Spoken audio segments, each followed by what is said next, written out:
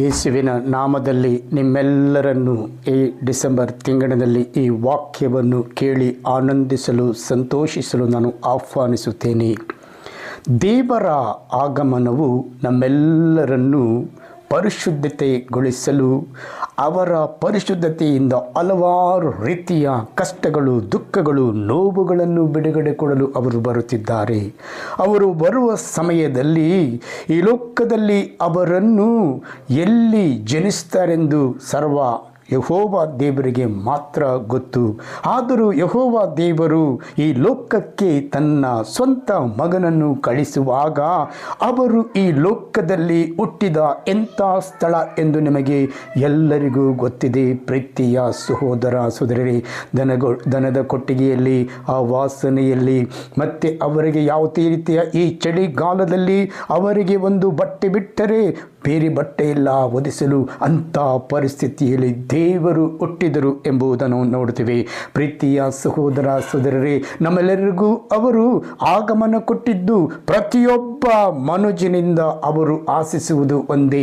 ಅವರದ ಹೃದಯದ ಭಾವನೆಗಳು ಬದಲಾಗಬೇಕು, ಅವರ ಮನಸ್ಸು ಬದಲಾಗಬೇಕು, ಅವರ ಕೆಲಸ ಕಾರ್ಯಗಳಲ್ಲಿ ಅವರು ಒಳ್ಳೆ ರೀತಿಯಾಗಿ ಬದಲಾವಣೆಯಾಗಿ ಈ ಲೋಕದಲ್ಲಿ ಅವರು ಕೆಲಸ ಮಾಡಬೇಕು ಎಂಬುದೇ ದೇವರಿಗೆ ಇಷ್ಟ.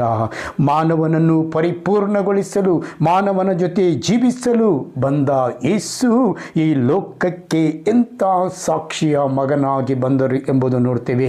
ನಾವು ಸಹ ಈ ಲೋಕದಲ್ಲಿ ಜನಿಸಿದ್ದೇವೆ. ಜನಿಸಿದ ನಾವು ನಮ್ಮ ಯೌವನದ ವಯಸ್ಸಿನಲ್ಲಿಯೂ ಅಥವಾ ವಯಸ್ಸಾದಾಗೆಯೂ ಆಗ ನಾವು ಯಾವ ರೀತಿ ಕೆಲಸದಲ್ಲಿ ತೊಡಗಿದ್ದೇವೆ ಎಂಬುದನ್ನು ಆಲೋಚನೆ ಮಾಡಿ ನೋಡಿ, ಯೋಚಿಸಿ ನೋಡಿ. ಪ್ರೀತಿಯ ಸಹೋದರ ಸಹೋದರರೇ, ಯೇಸುವಿನಂತೆ ನೀವಾಗಲು ಪ್ರಯತ್ನ ಮಾಡಿರಿ. ಯೇಸುವಿನಂತೆ ನೀವಾಗಲು ಅವರು ಈ ಲೋಕದಲ್ಲಿ ಎಲ್ಲವನ್ನು ಈ ಲೋಕದಲ್ಲಿ ನಿಮಗೆ ಕೊಟ್ಟಿದ್ದಾರೆ.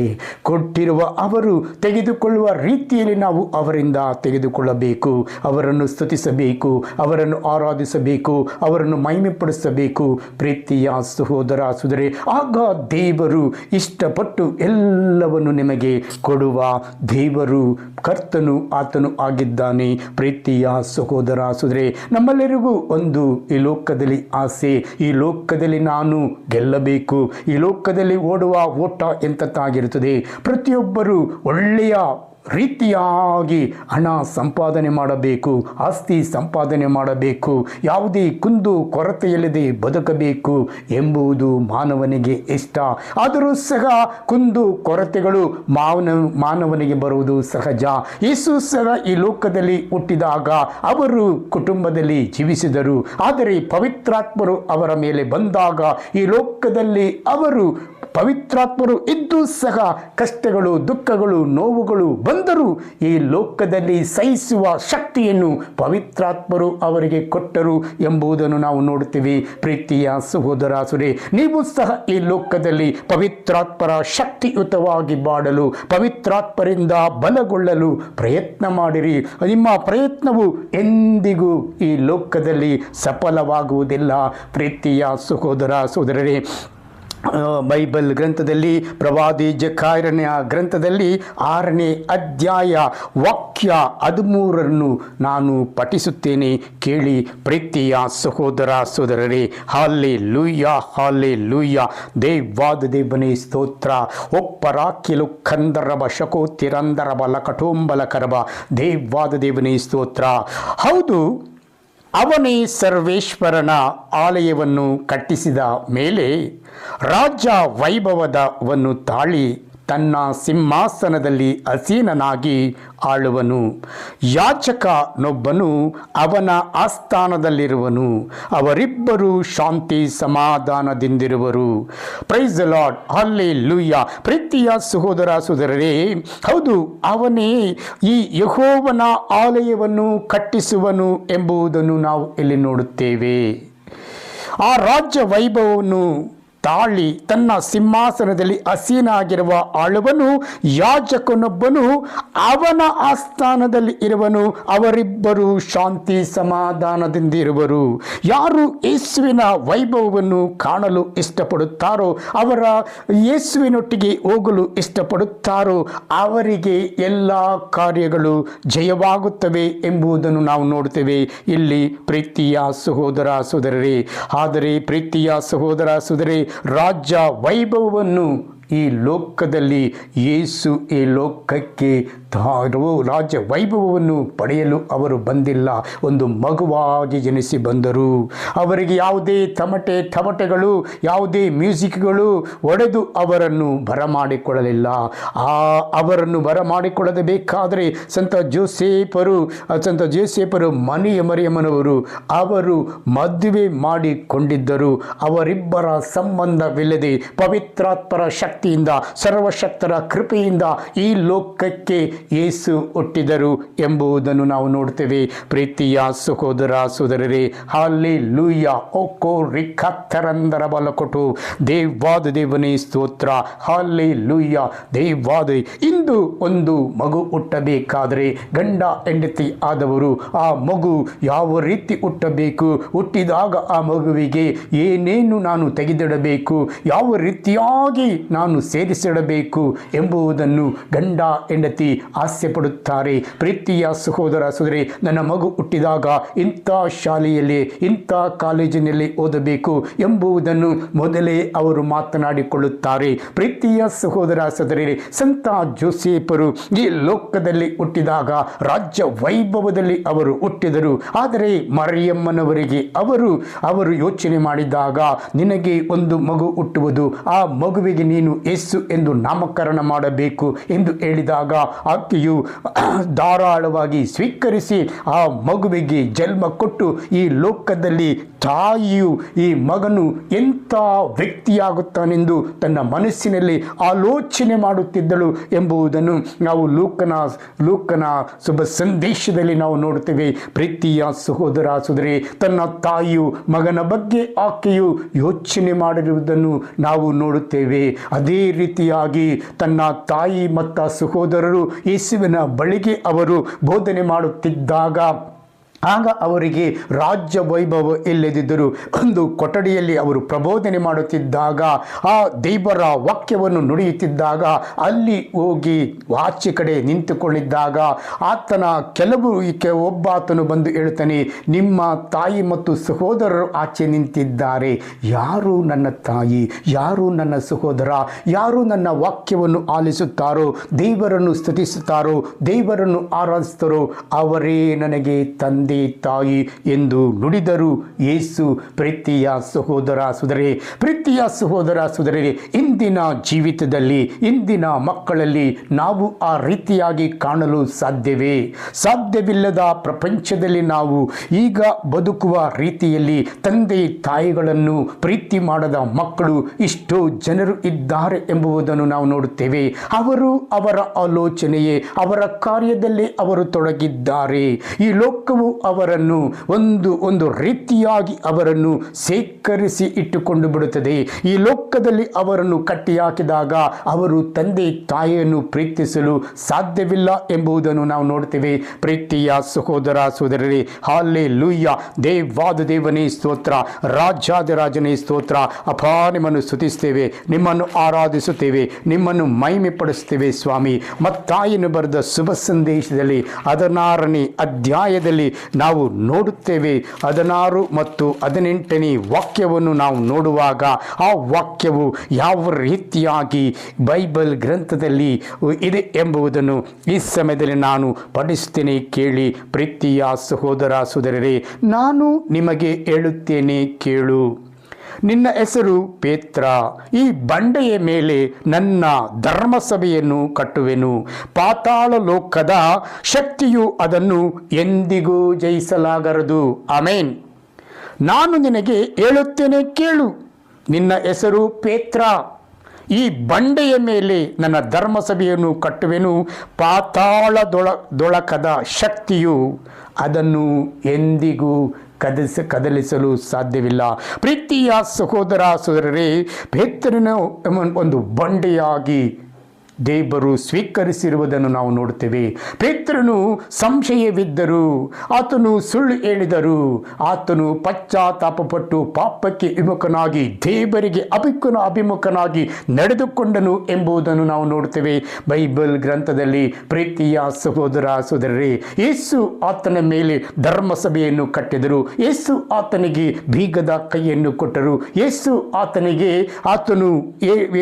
ಹೇಳ್ತಾರೆ, ಸತ್ಯವಾಗಿ ನಾನು ನೀವು ಹೇಳುವ ರೀತಿಯೇ ನಾನು ಹೇಳ್ತೀನಿ, ನಿಮ್ಮನ್ನು ಬಿಟ್ಟು ಹೋಗುವುದಿಲ್ಲ, ನಾನು ಸತ್ತರು ಎಂದು ಹೇಳಿದಾಗ, ಇಲ್ಲ ಮಗನೇ, ಇಂದೇ ರಾತ್ರಿ ನೀನು 3 ಸಲ ನನ್ನನ್ನು ಬೊಂಕುವೆ ಎಂದು ಯೇಸು ಹೇಳಿದರು. ಆ 3 ಸಲ ಬೊಂಕಿದಾಗ ಆತನಿಗೆ ಮನಪರಿವರ್ತನೆಯಾಗಿ ಪುನಃ ಯೇಸುವನ್ನು ಹಿಂಬಾಲಿಸಲು ಆತನು ಪ್ರಯತ್ನ ಮಾಡುತ್ತಾನೆ. ಪ್ರೀತಿಯ ಸಹೋದರ ಸಹೋದರರೇ, ಹಲ್ಲೆಲೂಯಾ, ಹೊಕ್ಕೋ ತಿರಂದರಬ ಶಕಟಬಾದ್ರಿ ಕಂದರಬ. ಹೌದು ಪ್ರೀತಿಯ ಸಹೋದರ ಸಹೋದರರೇ, ಆ ರೀತಿಯ ಧರ್ಮಸಭೆಯನ್ನು ಪೇತ್ರನಲ್ಲಿ ಕಟ್ಟಿದ ದೇವರು ಅದೇ ಧರ್ಮಸಭೆಯನ್ನು ಪ್ರತಿಯೊಬ್ಬ ಪಾಸ್ಟರ್ಗಳ ಮುಖಾಂತರ ಒಂದೊಂದು ಸಭೆಗಳನ್ನು ದೇವರು ಕಟ್ಟಿದ್ದಾರೆ. ಇಂದು ಹುಟ್ಟುವ ಯೇಸುವನ್ನು, ಅವರು ಜನ್ಮ ತಾಳುವ, ಅವರನ್ನು ಕೊಂಡಾಡುವ ನಾವು ಒಂದೊಂದು ಸಭೆಗಳಲ್ಲಿಯೂ ಇಂದು ಯೇಸುವನ್ನು ಕೊಂಡಾಡುತ್ತಿದ್ದಾರೆ. ಯೇಸುವಿನ ಬರುವಿಕೆಗಾಗಿ ಅವರು ಆ ದೇವಾಲಯಗಳಲ್ಲಿ, ಅವರಿಗೆ ಕೊಟ್ಟ ದೇವಾಲಯಗಳಲ್ಲಿ ಸಂಭ್ರಮಗಳನ್ನು ಮಾಡುತ್ತಿದ್ದಾರೆ, ಆನಂದವನ್ನು ದೇವರಿಗೆ ತರುತ್ತಿದ್ದಾರೆ ಎಂಬುದನ್ನು ನಾವು ಮಾಡ್ತೇವೆ. ಒಂದು ಚಿಕ್ಕ ಸಭೆಯಾದರೂ ಆ ಸಭೆಯಲ್ಲಿ ಅವರು ಕೊಂಡಾಟಗಳನ್ನು ಮಾಡುತ್ತಿದ್ದಾರೆ. ಅದಕ್ಕೆ ಪೇಂಟಿಂಗ್ ಗೀಟಿಂಗ್ ಎಲ್ಲ ಹೊಡೆದು ಇರುವವರು ಅದನ್ನು ಕೊಂಡಾಡಿ ಯೇಸುವಿನ ನಾಮಕ್ಕೆ ಒಂದು ರೀತಿಯ ಗೌರವವನ್ನು ಸಲ್ಲಿಸುತ್ತಿದ್ದಾರೆ ಎಂಬುದನ್ನು ನಾವು ನೋಡುತ್ತೇವೆ. ಪ್ರೀತಿಯ ಸಹೋದರ ಸಹೋದರರೇ, ದೇವರು ಪೇತ್ರನ ಮೇಲೆ ಈ ಧರ್ಮಸಭೆಯನ್ನು ಕಟ್ಟಿದರು. ಇಂದು ಪ್ರತಿಯೊಬ್ಬ ಪಾಸ್ಟರ್ಗಳ ಮುಖಾಂತರ ಒಂದೊಂದು ಸಭೆಯಲ್ಲಿಯೂ ಅವರು ಒಬ್ಬೊಬ್ಬರನ್ನಾಗಿ ಪೇತ್ರನಾಗಿ ಮಾಡಿದ್ದಾರೆ ಎಂಬುದನ್ನು ನಾವು ನೋಡುತ್ತೇವೆ. ಪ್ರೀತಿಯ ಸಹೋದರ ಸಹೋದರರೇ, ಒಂದೊಂದು ಧರ್ಮಸಭೆ ಕಟ್ಟಬೇಕಾದರೆ ಒಂದೊಂದು ಪಾಸ್ಟರ್ಗಳು ಅವರ ಆತ್ಮಗಳಿಗೆ ಕೊಡುವ ವಾಕ್ಯಗಳು, ಅವರು ಸಾರುವ ವಾಕ್ಯಗಳು, ಅವರ ಸಭೆಗಳಲ್ಲಿ ಮಾತನಾಡುವ ಒಂದೊಂದು ದೇವರ ವಾಕ್ಯವು ಯಾವುದು? ದಿವ್ಯ ಯೇಸು ಬಾಲರ ವಾಕ್ಯಗಳು ಆಗಿದೆ ಎಂಬುದನ್ನು ನೋಡ್ತೇವೆ. ಈ ಲೋಕಕ್ಕೆ ಜನಿಸಿದ ಯೇಸು ನಮ್ಮೆಲ್ಲರಿಗೂ ಒಂದು ಸಾಕ್ಷಿಯಾಗಿ ನಮ್ಮನ್ನು ಮಾರ್ಪಡಿಸಿದ್ದಾರೆ. ಅವರು ಮಗುವಾಗಿದ್ದಾಗ ಈ ಲೋಕಕ್ಕೆ ಸಾಕ್ಷಿಯಾದರು. ಆದರೆ ಬೆಳೆಯುತ್ತಾ 30 ವರ್ಷ ಆದ ಮೇಲೆ ಅವರು 31ರಿಂದ 33 ಮತ್ತು 33 ವರ್ಷದಲ್ಲಿ ಅವರು ಈ ಲೋಕಕ್ಕೆ ಸಾಕ್ಷಿಯಾಗಿ ಮಾರ್ಪಟ್ಟರು ಎಂಬುದನ್ನು ನೋಡ್ತೇವೆ. ಅದೇ ರೀತಿಯಾಗಿ ಪ್ರೀತಿಯ ಸಹೋದರ ಸಹೋದರರೇ, ಪ್ರತಿಯೊಬ್ಬರೂ ಸಹ ಈ ಲೋಕದಲ್ಲಿ ವಾಕ್ಯವನ್ನು ಸಾರುವವರು, ದೇವರು ಆರಿಸಿಕೊಂಡವರು, ದೇವರು ಅವರನ್ನು ಕರೆದವರು ಎಂದು ಅವರು ವಾಕ್ಯವನ್ನು ಸಾರ್ತಾರೆ. ದೇವರೇ ಕರೆಯದ ಹೊರತು ಯಾರೂ ವಾಕ್ಯವನ್ನು ಸಾರಲು ಸಾಧ್ಯವಿಲ್ಲ. ಏಕೆಂದರೆ ಯೇಸು ಬಾಲರು ಈ ಲೋಕದಲ್ಲಿ ಹುಟ್ಟಿದಾಗ ಒಬ್ಬೊಬ್ಬರಿಗೂ ನಮ್ಮೆಲ್ಲರಿಗೂ ಅವರು 30 ವರ್ಷ ಆದ ಮೇಲೆ ಅವರು ಜ್ಞಾನಸ್ಥಾನ ತೆಗೆದುಕೊಂಡು ನಮಗೆ 3.5 ವರ್ಷದಲ್ಲಿ ಸಾಕ್ಷಿಯಾಗಿ ಅವರು ನಮಗೆ ಯಾವ ರೀತಿಯಾಗಿ ಧರ್ಮಸಭೆ ಕಟ್ಟಬೇಕು ಎಂಬುದನ್ನು ಅವರು ಕಲಿಸಿ ನಮಗೆ ಕೊಟ್ಟಿದ್ದಾರೆ. ಪ್ರೀತಿಯ ಅದೇ ರೀತಿಯಾಗಿ ಧರ್ಮಸಭೆಯನ್ನು ಕಟ್ಟಬೇಕಾದರೆ ಯೇಸು ಪಟ್ಟ ಚಾಟಿ ಏಟುಗಳು, ಅವರ ಮುಳ್ಳಿನ ಕಿರೀಟ, ಅವರ ಪಂಚ ಗಾಯಗಳನ್ನು ನೀವು ಧ್ಯಾನಿಸಿ ನೋಡಿ. ನೀವು ಧ್ಯಾನಿಸಿದಾಗ ಅದೇ ಯೇಸು ನಿಮಗೆ ಇಂದು ಹುಟ್ಟುವ ಬರಮಾಡಿಕೊಳ್ಳುವ ಯೇಸು ನಿಮ್ಮಲ್ಲಿಯೂ ಒಳ್ಳೆಯ ಕಾರ್ಯಗಳನ್ನು ಮಾಡಿ, ಎಷ್ಟೋ ಜನ ಇಂದು ಸಾಲಬಾಧೆಗಳಲ್ಲಿ, ಚಿಂತೆಯಲ್ಲಿ, ಕೋರ್ಟ್ ಕೇಸುಗಳಲ್ಲಿ ಇರಬಹುದು. ಯೇಸು ಹೇಳ್ತಾರೆ, ನಾನು ನಿಮಗೆ ಬಿಡುಗಡೆ ಕೊಡುತ್ತೇನೆ, ನನ್ನಲ್ಲಿ ಬಂದವನಿಗೆ ನಾನು ಎಂದಿಗೂ ಕೈ ಬಿಡುವುದಿಲ್ಲ, ನನ್ನಲ್ಲಿ ಬಂದವನಿಗೆ ಈ ಲೋಕದ ಕಾರ್ಯಗಳಿಂದ, ಈ ಲೋಕದ ಶಾಪಗಳಿಂದ, ಈ ಲೋಕದ ಅಂಧಕಾರ ಶಕ್ತಿಗಳಿಂದ ಬಿಡುಗಡೆಯನ್ನು ಕೊಡುತ್ತೇನೆ ಎಂದು ಯೇಸು ಹೇಳ್ತಾರೆ. ಪ್ರೀತಿಯ ಸಹೋದರ ಸಹೋದರರೇ, ಹಲ್ಲೆಲೂಯಾ, ದೇವಾದ ದೇವನೇ ಸ್ತೋತ್ರ, ರಾಜಾದಿರಾಜನೇ ಸ್ತೋತ್ರ. ಅಪ್ಪ, ನಿಮಗೆ ವಂದನೆ, ನಿಮಗೆ ಆರಾಧನೆ, ನಿಮಗೆ ಮಹಿಮೆ ಯೇಸುವೆ. ಹಲ್ಲೆಲೂಯಾ. ಓ ಪರಾಕಿರು ತುರೊಂದರಬೋ, ದೇವಾದ ದೇವನೇ ಸ್ತೋತ್ರ, ರಾಜಾದಿರಾಜನೇ ಸ್ತೋತ್ರ. ಅಪ್ಪ, ನಿಮಗೆ ವಂದನೆ, ನಿಮಗೆ ಆರಾಧನೆ ಯೇಸುವೆ. ಗಮನಿಸುವೆ. ಇಬ್ರಿಯರಿಗೆ ಬರೆದ ಪತ್ರದಲ್ಲಿ ನಾವು ನೋಡುತ್ತೇವೆ, 1ನೇ ಅಧ್ಯಾಯ 2ನೇ ವಾಕ್ಯವನ್ನು ನಾನು ಪಠಿಸುತ್ತೇನೆ, ಕೇಳಿ ಪ್ರೀತಿಯ ಸಹೋದರ ಸಹೋದರರೇ. ಆದರೆ ಇತ್ತೀಚಿನ ಅಂತಿಮ ದಿನಗಳಲ್ಲಿ ಅವರು ತಮ್ಮ ಪುತ್ರನ ಮುಖೇನ ತಮ್ಮೊಡನೆ ಮಾತನಾಡಿದ್ದಾರೆ. ದೇವರು ಇಡೀ ವಿಶ್ವವನ್ನು ಉಂಟು ಮಾಡಿದ್ದು ಇವರ ಮುಖಾಂತರವೇ, ಸಮಸ್ತಕ್ಕೂ ಬಾಧ್ಯಸ್ಥನಾಗಿ ನೇಮಿಸಿರುವುದು ಇವರನ್ನೇ. ಹೌದು ಪ್ರೀತಿಯ ಸಹೋದರ ಸಹೋದರಿ, ಸಮಸ್ತಕ್ಕೂ ಬಾಧ್ಯಸ್ಥನಾಗಿ ನೇಮಿಸಿರುವುದು ಇವರನ್ನೇ. ಯಾರನ್ನು? ಇಂದು ಹುಟ್ಟಿದ ಯೇಸು ನಮಗೆ ಅವರು ಹುಟ್ಟಿ ಬೆಳೆಯುತ್ತಾ 30 ವರ್ಷ ಆದ ಮೇಲೆ ಮಾಡಿದ ಅದ್ಭುತ ಕಾರ್ಯಗಳು, ಅತಿಶಯ ಕಾರ್ಯಗಳು ಎಂಥದ್ದೆಂಬುದು ನಾವು ಬೈಬಲ್ ಗ್ರಂಥದಲ್ಲಿ ನಾವು ನೋಡುತ್ತೇವೆ. ಈ ಯೇಸು ಈ ಲೋಕಕ್ಕೆ ಓಡಿದ ಸಮಸ್ತವನ್ನು ಅವರು ಸ್ವೀಕರಿಸಲು, ಸಮಸ್ತ ಜನರು ನನ್ನವರೇ, ಸರ್ವ ಜನರು ನನ್ನವರೇ, ಅವರ ಜೊತೆ ಜೀವಿಸಲು ನಾನು ಬಂದಿದ್ದೇನೆ. ನನ್ನ ಪಂಚಗಾಯಗಳು ಅವರಿಗೆ ಬಿಡುಗಡೆಯನ್ನು ಕೊಡುವ ಪಂಚಗಾಯಗಳಾಗಿ ಇವೆ ಎಂಬುದನ್ನು ಅವರು ಹೇಳ್ತಾರೆ. ಪ್ರೀತಿಯ ಸಹೋದರ ಸಹೋದರರೇ, ನನಗೆ ಚಾಟಿ ಏಟುಗಳಿಂದಲೂ ಮುಳ್ಳಿನ ಕಿರೀಟದಿಂದಲೂ ಗಾಯಗಳುಗೊಳಿಸಿದಾಗ, ಮೊಳೆಗಳು ಒಡೆದಾಗ ಇವರ ಎಲ್ಲ ರೀತಿಯ ಶಾಪಗಳಿಂದ ಬಿಡುಗಡೆ ಹೊಂದಲು, ಪಾಪದಿಂದ ಬಿಡುಗಡೆ ಹೊಂದಲು, ಎಲ್ಲ ಸಾಲಬಾಧೆಗಳಿಂದ ಬಿಡುಗಡೆ ಹೊಂದಲು, ಲೋಕದಲ್ಲಿರುವ ಕೋರ್ಟ್ ಕೇಸುಗಳಿಂದ ಇವರು ಬಿಡುಗಡೆ ಹೊಂದಲು ಮನತಿರುಗಲು ನಾನು ಅವರನ್ನು ಪರಿವರ್ತಿಸಿ ಈ ಲೋಕಕ್ಕೆ ಸಾಕ್ಷಿಯಾಗಿದ್ದೇನೆ. ಹೌದು ಪ್ರೀತಿಯ ಸಹೋದರ ಸಹೋದರಿ, ಯೇಸು ನಿಮ್ಮನ್ನು ಎಂದಿಗೂ ಕೈ ಬಿಡುವುದಿಲ್ಲ.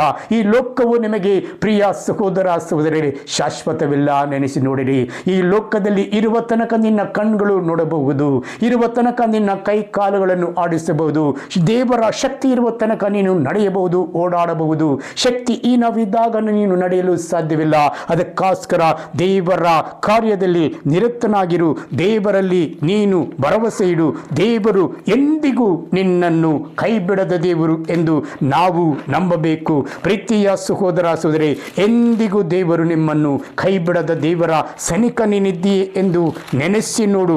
ದೇವರು ಯಾವಾಗಲೂ ನಿನ್ನ ಹತ್ತಿರವೇ ಇದ್ದಾರೆ ಎಂಬುದನ್ನು ಮರೆಯಬೇಡ. ಆದಿಕಾಂಡ 3:15 ಏನು ಹೇಳುತ್ತದೆ ಎಂಬುದನ್ನು ಪಠಿಸ್ತೇನೆ ನೋಡಿ. ಅಗೆತನ ವಿರಿಸುವೆನು ನಿನಗೂ ಈ ಮಹಿಳೆಗೂ, ನಿನ್ನ ಸಂತಾನಕ್ಕೂ ಇವಳ ಸಂತಾನಕ್ಕೂ ಜಜ್ಜುವುದಿವಳ ಸಂತಾನ, ನಿನ್ನ ತಲೆಯನ್ನು ಹಚ್ಚಿವೆ ನಿನ್ನ ಸಂತಾನದ ಇಮ್ಮಡಿಗಳನ್ನು. ಯು ಪರಾಂದರ ಬಲಕರಬ. ಸ್ತೋತ್ರ ಸ್ತೋತ್ರ ಸ್ತೋತ್ರ. ಅಗೆತನ ಇರುವುದು ನಿನಗೂ ಈ ಮಹಿಳೆಗೂ, ನಿನ್ನ ಸಂತಾನಕ್ಕೂ ಇವಳ ಸಂತಾನಕ್ಕೂ ಜಜ್ಜುವುದಿವಳ ಸಂತಾನ, ನಿನ್ನ ತಲೆಯನ್ನು ಹಚ್ಚುವೆ ನೀನ ಸಂತಾನದ ಇಮ್ಮಡಿಯನ್ನು. ಹಾಲೆಲೂಯಾ. ದೇವಾದ ದೇವನೇ ಸ್ತೋತ್ರ. ನಿಮಗೆ ವಂದನೆ, ನಿಮಗೆ ಆರಾಧನೆ, ನಿಮಗೆ ಮಹಿಮೆ ಯೇಸುವೆ. ಹಾಲೆಲೂಯಾ. ದೇವಾದ ದೇವನೇ ಸ್ತೋತ್ರ. ರಾಜಾದಿರಾಜನೇ ಸ್ತೋತ್ರ. ಅಪ್ಪ ನಿಮಗೆ ವಂದನೆ, ನಿಮಗೆ ಆರಾಧನೆ, ನಿಮಗೆ ಮಹಿಮೆ ಯೇಸುವೆ. ಅಪ್ಪ ಸಂಖ್ಯಾ ಕಾಂಡದಲ್ಲಿ ನಾವು ನೋಡ್ತೇವೆ 24ನೇ ಅಧ್ಯಾಯದಲ್ಲಿ 17 ಮತ್ತು 18ನೇ ವಾಕ್ಯವನ್ನು ಓದುತ್ತೇನೆ, ಕೇಳಿ. ಹಾಲೆಲೂಯಾ. ಒಬ್ಬಾತನನ್ನು ನೋಡುತ್ತಿದ್ದೇನೆ, ಆತ ಈಗಿನವನಲ್ಲ, ಆತ ಕಾಣಿಸುತ್ತಾನೆ, ಆದರೆ ಸಮೀಪದಲ್ಲಿ ನಕ್ಷತ್ರ ಪ್ರಾಯದವನು ಉದಯಿಸಿದ್ದಾನೆ. ಯಾಕೋಬ ವಂಶದಲ್ಲಿ ರಾಜ ದಂಡ ಹಿಡಿದಿರವನು ಕಂಡು ಬಂದಿದ್ದಾನೆ. ಇಸ್ರಾಯೇಲರಲ್ಲಿ ಆತ ಸೀಳಿ ಹಾಕಿದ್ದಾನೆ, ಮೊಹಾಬ್ಯರ ತಲೆಯನ್ನು ಕೆಡವಿ ಬಿಟ್ಟಿದ್ದಾನೆ, ಯುದ್ಧ ವೀರರನ್ನೆಲ್ಲ. ಹೌದು ಪ್ರೀತಿಯ ಸಹೋದರ ಸಹೋದರಿ, ಒಬ್ಬಾತನನ್ನು ನಾನು ನೋಡಿದ್ದೇನೆ, ಆತ ಈಗಿನವನಲ್ಲ, ಆದರೆ ಈಗ ಬಂದಿರುವವನು. ಆ ಹುಟ್ಟುವ ಮಗು ನಮ್ಮೆಲ್ಲರಿಗೂ ಸಂತೋಷವನ್ನು ಉಂಟಿಸುವ ಮಗುವಾಗಿದೆ. ಆತ ಕಾಣಿಸುತ್ತಾನೆ, ಆದರೆ ಸಮೀಪದಲ್ಲಿಲ್ಲ. ಆತ ಕಾಣಿಸ್ತಾನೆ, ನಮಗೆ ಸಮೀಪದಲ್ಲಿದ್ದ. ಆತನನ್ನು ಸ್ತುತಿಸಬೇಕು, ಆತನನ್ನು ಆರಾಧಿಸಬೇಕು, ಆತನನ್ನು ಮಹಿಮೆಪಡಿಸಿದಾಗ ನೀನು ಅವರ ಅನುಭವವನ್ನು ಪಡೆಯುವೆ.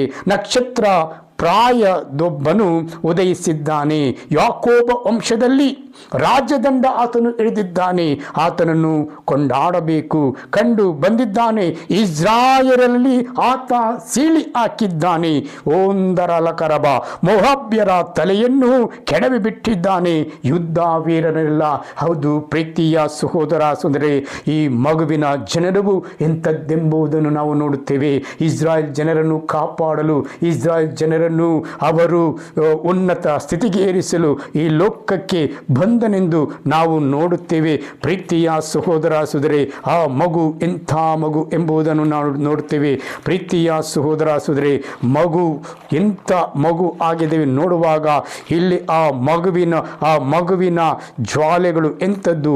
ಆ ಮೀಕನ ಗ್ರಂಥದಲ್ಲಿ ನಾವು ನೋಡುವಾಗ 5ನೇ ಅಧ್ಯಾಯ 2ನೇ ವಾಕ್ಯಕ್ಕೆ ನಾವು ನೋಡುವಾಗ, ಪ್ರೀತಿಯ ಸಹೋದರ ಸಹೋದರಿ, ಎಫ್ರಾತ ಬೆತ್ಲೆಹೇಮೇ, ಜುದೇಯದ ಕುಲಗಳಲ್ಲಿ ನೀನು ಅತಿ ಚಿಕ್ಕವನಾಗಿದ್ದರೂ ಇಸ್ರಾಯೇಲಿನ ಆಳತಕ್ಕವನು ನಿನ್ನಿಂದಲೇ ಉದಯಿಸುವನು. ಆತನ ಗೋತ್ರದ ಮೂಲ ಪುರಾತನವಾದದ್ದು, ಆದಿ ಕಾಲದಿಂದ ಅದು ಬಂದದ್ದು.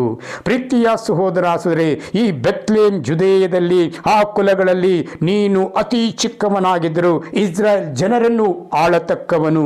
ಆ ಬೆತ್ಲೆಹೇಮ್ ನಗರು ಚಿಕ್ಕದಾಗಿದ್ದರು.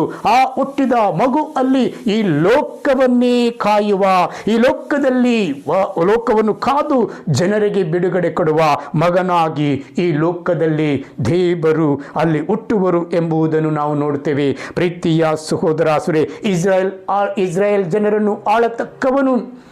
ಇಸ್ರಾಯೇಲ್ ದೇಶವು ದೊಡ್ಡದಿರಬಹುದು, ಅಕ್ಕಪಕ್ಕದ ದೇಶಗಳು ದೊಡ್ಡದಿರಬಹುದು, ಆದರೆ ಈ ಬೆತ್ಲೆಹೇಮ್ ಒಂದು ಚಿಕ್ಕ ನಗರವಾದರೂ ಅಲ್ಲಿ ಹುಟ್ಟುವ ಮಗು ಎಲ್ಲ ದೇಶಗಳಿಗೆ, ಎಲ್ಲ ರಾಜ್ಯಗಳಿಗೆ, ಎಲ್ಲ ಹಳ್ಳಿಗಳಿಗೆ, ಎಲ್ಲ ಗ್ರಾಮಗಳಿಗೆ ಈತನು ಅರಸನಾಗಿರುವನು, ಈ ಜನರನ್ನು ಕಾಪಾಡುವನು ಎಂಬುದನ್ನು ನಾವು ಇಲ್ಲಿ ನೋಡುತ್ತೇವೆ. ಪ್ರೀತಿಯ ಸಹೋದರ ಸಹೋದರಿ, ಹಲ್ಲೆಲೂಯಾ ಹಲ್ಲೆಲೂಯಾ. ಆತನ ಗೋತ್ರದ ಮೂಲ ಪುರಾತನವಾದದ್ದು. ಆತನ ಗೋತ್ರದಲ್ಲಿ ನೋಡುವಾಗ ಪುರಾತನವಾದದ್ದು. ಆತನ ಯೆಶಾಯ ಗ್ರಂಥದಲ್ಲಿ ನಾವು ನೋಡುತ್ತೇವೆ. ಯೆಶಾಯ ಗ್ರಂಥದಲ್ಲಿ ನೋಡುವಾಗ ಯೆಶಾಯನ ಮುಖಾಂತರ 700 ವರ್ಷಗಳ ಹಿಂದೆಯೇ ಅವರು ನುಡಿದಿದ್ದಾರೆ, ಒಂದು ಮಗು ಜನಿಸುವುದು, ಆ ಮಗು ಉದ್ಧಾರಕನು, ಲೋಕೋದ್ಧಾರಕ, ಈ ಒಬ್ಬ ಕನ್ಯೆಯಲ್ಲಿ ಜನಿಸಿ ಈ ಲೋಕವನ್ನು ಆಳುವನು ಎಂಬುದನ್ನು ಯೆಶಾಯ ಪ್ರವಾದಿಯ ಗ್ರಂಥದಲ್ಲಿ ಬರೆದಿದೆ ಎಂಬುದನ್ನು ನೋಡ್ತೇವೆ. ಪ್ರೀತಿಯ ಸಹೋದರ ಸಹೋದರರೇ, ಹಲ್ಲೆಲೂಯಾ ಹಲ್ಲೆಲೂಯಾ. ದೇವಾದ ದೇವನೇ ಸ್ತೋತ್ರ, ರಾಜಾದಿರಾಜನೇ ಸ್ತೋತ್ರ. ಓ ದೇವಾದ ದೇವನೇ ಸ್ತೋತ್ರ, ರಾಜಾದಿರಾಜನೇ ಸ್ತೋತ್ರ. ನಿಮಗೆ ವಂದನೆ, ನಿಮಗೆ ಆರಾಧನೆ ಯೇಸುವೆ. ನಿಮ್ಮನ್ನು ಸ್ತುತಿಸ್ತೇವೆ, ನಿಮ್ಮನ್ನು ಆರಾಧಿಸುತ್ತೇವೆ, ನಿಮ್ಮನ್ನು ಮಹಿಮೆ ಪಡಿಸುತ್ತೇವೆ ಸ್ವಾಮಿ.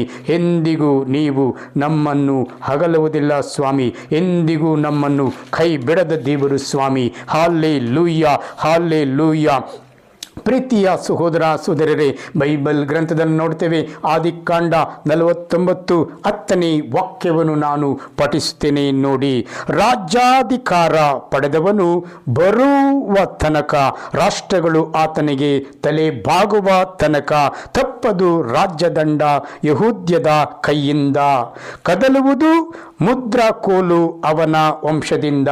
Hallelujah hallelujah. ಓ ದೇವಾದ ದೇವನೇ ಸ್ತೋತ್ರ, ಹಲ್ಲೆಲೂಯಾ.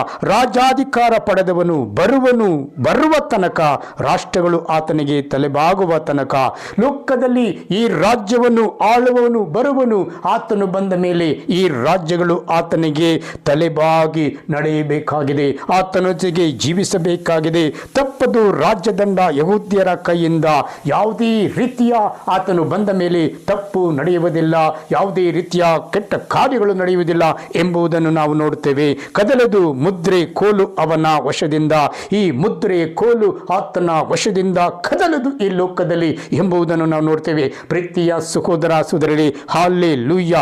ದೇವಾದ ದೇವನೇ ಸ್ತೋತ್ರ. ನಿಮಗೆ ವಂದನೆ, ನಿಮಗೆ ಆರಾಧನೆ ಯೇಸುವೆ. ನಿಮ್ಮನ್ನು ಸ್ತುತಿಸ್ತೇವೆ, ನಿಮ್ಮನ್ನು ಆರಾಧಿಸುತ್ತೇವೆ, ನಿಮ್ಮನ್ನು ಮಹಿಮೆ ಪಡಿಸುತ್ತೇವೆ ಸ್ವಾಮಿ. Hallelujah hallelujah. ಪ್ರೀತಿಯ ಸಹೋದರ ಸಹೋದರರೇ, ಈ ಸಮಯದಲ್ಲಿ ದೇವರು ಕೊಟ್ಟ ಈ ವಾಕ್ಯಕ್ಕಾಗಿ ಸ್ತೋತ್ರ. ಈ ವಾಕ್ಯದಲ್ಲಿ ನೀವೆಲ್ಲರೂ ಕಲಿತು ಆ ವಾಕ್ಯವನ್ನು ಧ್ಯಾನಿಸಿ, ಆ ವಾಕ್ಯಕ್ಕೆ ನೀವು ನಿಮ್ಮಲ್ಲಿ ಬೇರೂರಿದಾಗ ಈ ಲೋಕದಲ್ಲಿರುವ ಕಾರ್ಯಗಳಲ್ಲೂ, ಈ ಲೋಕದ ಕಾರ್ಯಗಳನ್ನು ಎದುರಿಸುವ ಶಕ್ತಿಯನ್ನು ನಿಮಗೆ ದೇವರು ಯೇಸು ಕೊಟ್ಟೇ ಕೊಡುತ್ತಾರೆ ಎಂಬುದನ್ನು ನಂಬಿರಿ, ಅದರಲ್ಲಿ ಬಿಡುಗಡೆಯಾಗುವಿರಿ ಎಂಬುದನ್ನು ನಾನು ಹೇಳಬಲ್ಲೆ. ಸರ್ವವಲ್ಲಭರು ಮಹಾಪರಿಶುದ್ಧರಾದ ಸ್ವಾಮಿ ಯೇಸುವೆ, ಕರುಣಾಕರ ತಂದೆಯೇ, ನಿನ್ನ ನಾಮಕ್ಕೆ ಸ್ತೋತ್ರ, ವಂದನೆ, ನಿಮಗೆ ಆರಾಧನೆ ಯೇಸುವೆ. ನಿಮ್ಮನ್ನು ಸ್ತುತಿಸ್ತೇವೆ, ನಿಮ್ಮನ್ನು ಆರಾಧಿಸ್ತೇವೆ, ಮಹಿಮೆ ಪಡಿಸ್ತೇವೆ ಸ್ವಾಮಿ. ನೀವೇ ಒಳ್ಳೆಯವರು, ಪ್ರಭುವು. ಈ ಲೋಕದಲ್ಲಿ ಜನಿಸಿದ ಯೇಸುವೆ, ಲೋಕದಲ್ಲಿರುವ ಎಲ್ಲರನ್ನು ಕಾಪಾಡುವ ದೇವರು ನೀವಾಗಿದ್ದೀರಿ. ಅದಕ್ಕಾಗಿ ಸ್ತೋತ್ರ, ವಂದನೆ, ನಿಮಗೆ ಆರಾಧನೆ ಯೇಸುವೆ. ಯೇಸುವಿನ ನಾಮದಲ್ಲಿ ನಾನು ಪ್ರಾರ್ಥನೆ ಮಾಡ್ತೇನೆ ಸ್ವಾಮಿ. ಆಮೇನ್ ಆಮೇನ್ ಆಮೇನ್.